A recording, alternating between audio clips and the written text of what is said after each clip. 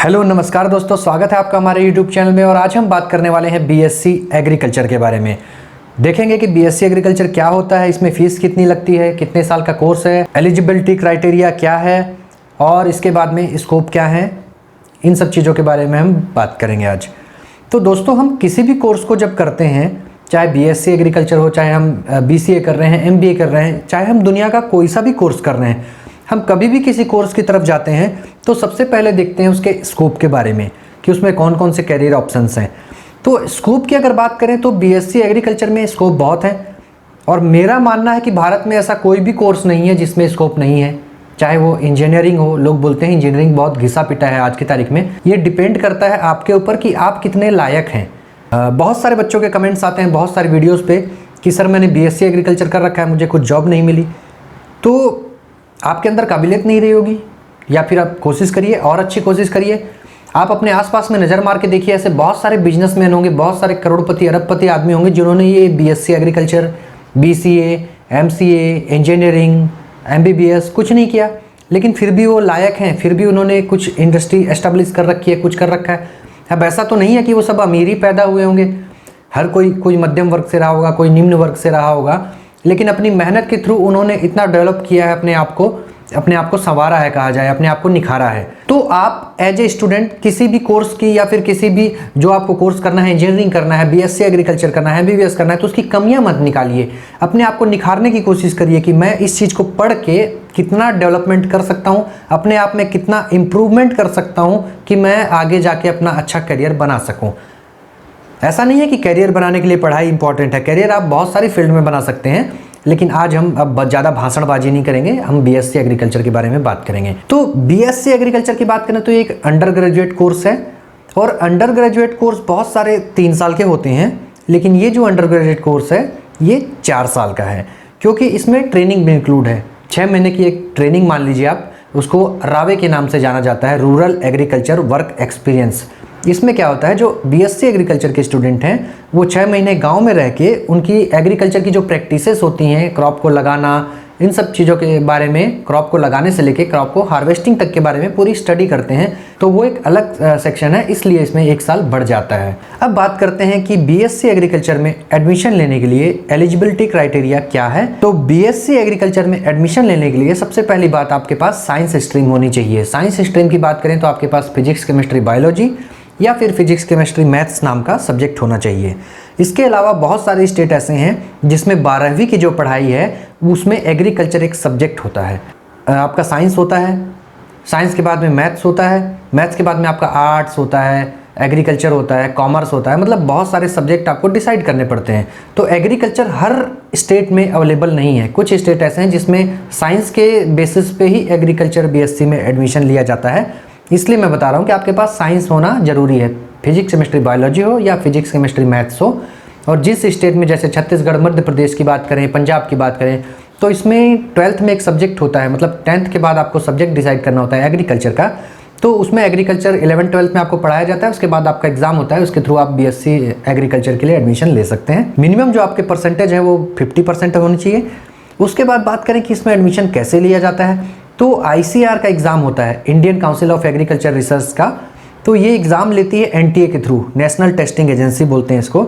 NTA का exam होता है एआईईईए। एआईईई जो है ये ऑल इंडिया के एंट्रेंस एग्ज़ाम कंडक्ट कराती है आईसीआर के। ये यूजी के लिए अलग कराती है, पीजी के लिए अलग कराती है और पीएचडी के लिए अलग एग्ज़ाम कंडक्ट कराती है। तो आईसीआर जो यूजी का एग्ज़ाम होता है एनटीए का, उसमें आप अपीयर होंगे तो आपको आईसीआर के थ्रू कॉलेज मिल जाएंगे। अब जितनी भी यूनिवर्सिटियां हैं जो आईसीआर के द्वारा रिकॉग्नाइज्ड हैं या आईसीआर के द्वारा अप्रूव्ड हैं, उसमें हम क्या करेंगे, आईसीआर का जो टेस्ट होगा, एनटीए का, नेशनल टेस्टिंग एजेंसी जो टेस्ट लेगी एआईईईए फॉर यूजी, उसमें जो हमारी रैंक आएगी उसके हिसाब से हमें ऑल इंडिया में जितने भी एग्रीकल्चर कॉलेज हैं उसमें एडमिशन मिल जाएगा। तो इनमें क्या होता है कि कुछ सीटें आईसीआर के लिए रिजर्व होती हैं। मान लीजिए 100 सीटें हैं तो 25% सीटें आईसीआर के लिए रिजर्व हैं। जो 75 सीटें हैं, 75% सीटें हैं, मान लीजिए 75 सीटें हैं 100 में से, वो लोकल एग्ज़ाम होता है। जैसे छत्तीसगढ़ में सीजी व्यापम एग्ज़ाम लेता है, मध्य प्रदेश में एमपी व्यापम एग्ज़ाम लेता है, या फिर अलग अलग यूनिवर्सिटियाँ अपने अलग अलग एग्ज़ाम कंडक्ट कराती हैं। जैसे बीएचयू है, बनारस हिंदू यूनिवर्सिटी, वो अपना अलग एग्ज़ाम कंडक्ट कराती है। विश्व भारती यूनिवर्सिटी की बात करें तो वो अपना अलग एग्ज़ाम कंडक्ट कराती है। स्वाट्स की बात करें इलाहाबाद में, तो वो अपना अलग एग्ज़ाम कंडक्ट कराता है। मतलब जो भी यूनिवर्सिटियाँ हैं उसमें ICAR की सीटें रिजर्व होती हैं। उसके अलावा जो उनकी खुद की सीटें हैं उनको भरने के लिए वो स्वतंत्र है, वो अपना खुद से फ्रीली एग्ज़ाम कंडक्ट कराती है। उस एग्ज़ाम में आपको रैंक के अकॉर्डिंग कॉलेज मिलता है कि आपको कहाँ पे जाना है, कहाँ पे क्या करना है। अब फीस की बात कर लेते हैं कि आपको अगर गवर्नमेंट कॉलेज मिलता है तो आपकी फ़ीस कितनी होगी। तो सेमेस्टर फ़ीस की बात करें तो ये 3,000 रुपये से लेकर 12,000 रुपये तक हो सकती है गवर्नमेंट कॉलेज में। आपके कॉलेज पे डिपेंड करता है कि आपको कौन सा कॉलेज मिला है। उसके अलावा अगर प्राइवेट कॉलेज की बात करें तो प्राइवेट कॉलेज का आपको पता है कि इनका कोई माई बाप नहीं होता है, इन्हें पैसे कमाने से मतलब होता है। एजुकेशन जो है वो इनका एक धंधा होता है। तो प्राइवेट कॉलेज में हम बात करें तो आपका 10,000 रुपये 15,000 रुपये से शुरुआत होती है और आगे आप जितना आगे बढ़ सकें, आपकी जितनी कैपेसिटी है उतने आगे तक ये फ़ीस जा सकती है। ये मैंने बताया आपका सेमेस्टर फ़ीस के बारे में। उसके बाद आपका होता है हॉस्टल अलग से है। गवर्नमेंट कॉलेज में हॉस्टल का कोई खर्चा होता नहीं है, बहुत नॉमिनल सी फीस होती है हॉस्टल में। और मैस जो होता है वो भी कम्युनिटी मैस चलता है, बहुत ज़्यादा फीस नहीं होती। 1,000 1,500 2,000 रुपये में आपका खाना आराम से कंप्लीट हो जाता है। अब बात करें प्राइवेट की, आपको बाहर रहना है तो वो आपके ऊपर डिपेंड करता है कि आप जितना पैसा फेंकेंगे उतना ही आपका, जिस स्टैंडर्ड से आप जिएंगे उस हिसाब से आपका पैसा खर्च होगा। फीस की बात करें तो मैंने आपको बता दिया गवर्नमेंट की और प्राइवेट की। और हॉस्टल की बात करें तो वो आपके ऊपर डिपेंड करता है कि आप कितने कम से कम में एडजस्ट कर सकते हैं और कितना ज़्यादा से ज़्यादा आप लुटा सकते हैं, वो आपके ऊपर डिपेंड करता है। फिर बात आती है स्टूडेंट की कि मैंने BSc एग्रीकल्चर कर लिया, अब मैं आगे क्या करूँगा। तो मैं स्कोप के बारे में बात करूँगा, career option after BSc agriculture.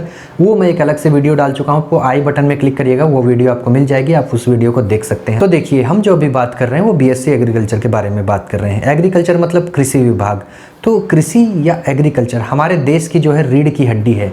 हमारा देश जो है कृषि प्रधान देश है और बिना एग्रीकल्चर के, मतलब एग्रीकल्चर जो प्रोडक्ट होते हैं, चाहे चावल हो, गेहूं हो, इनके बिना किसी आदमी का काम नहीं चल सकता। चाहे हमें तेल मिलते हैं, दाल मिलते हैं, कुछ भी चीज़ मिलती है, वो सब एग्रीकल्चर प्रोडक्ट हैं।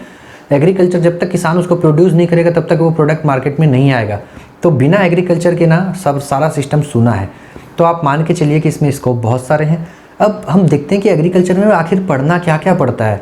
तो एग्रीकल्चर की बात है, खेती की बात कर रहे हैं तो हमें फसलों के बारे में पढ़ना पड़ेगा, हमें मृदा मतलब सॉइल साइंस के बारे में पढ़ना पड़ेगा, हमें कहीं ना कहीं इरिगेशन वाटर मैनेजमेंट के बारे में पढ़ना पड़ेगा, हमें मंडी में कैसे जाते हैं, कितना % लाभ होता है, इकोनॉमिक्स के बारे में पढ़ना पड़ेगा, एग्रीकल्चर इकोनॉमिक्स। उसके बाद हम बात करते हैं कि कोई भी नई विधि आ रही है उसे कैसे प्रसारित करना है, तो हमें प्रसार शिक्षा मतलब एग्रीकल्चर एक्सटेंशन के बारे में पढ़ना पड़ेगा। बहुत सारी फसल जिसके डाटा कलेक्ट करने होते हैं हमें डेली के, उसकी ग्रोथ के, उसके बाद उस डाटा का एनालिसिस करके उसका फाइनल कंक्लूजन निकालना पड़ता है।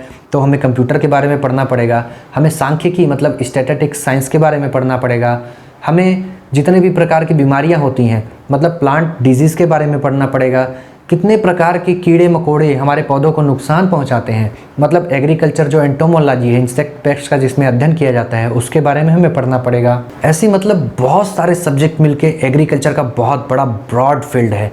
आप अगर BSc एग्रीकल्चर में एडमिशन लेते हैं तो आपको हर चीज़ के बारे में कुछ ना कुछ जानकारी हो जाएगी। यहाँ तक कि हम जो फार्म मशीनरी के बारे में पढ़ते हैं, फार्म में हर तरह के इक्विपमेंट यूज़ होते हैं, मशीनरी यूज होती है, ट्रैक्टर से लेके जो भी पावर टिलर वगैरह होते हैं। तो आपको इंजीनियरिंग के बारे में भी इसमें बहुत कुछ पढ़ना पड़ता है, लेवलिंग, सर्वेइंग, ये सब भी पढ़ना पड़ता है।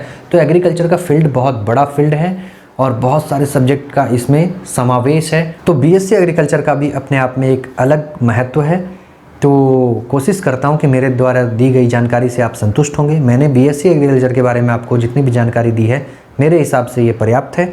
वीडियो अच्छा लगा तो प्लीज़ लाइक करिएगा, चैनल को सब्सक्राइब करिएगा। इसी प्रकार की वीडियो पाने के लिए हमारे चैनल पर बने रहिएगा। वीडियो अंत तक देखने के लिए आप सबको धन्यवाद। जय हिंद दोस्तों।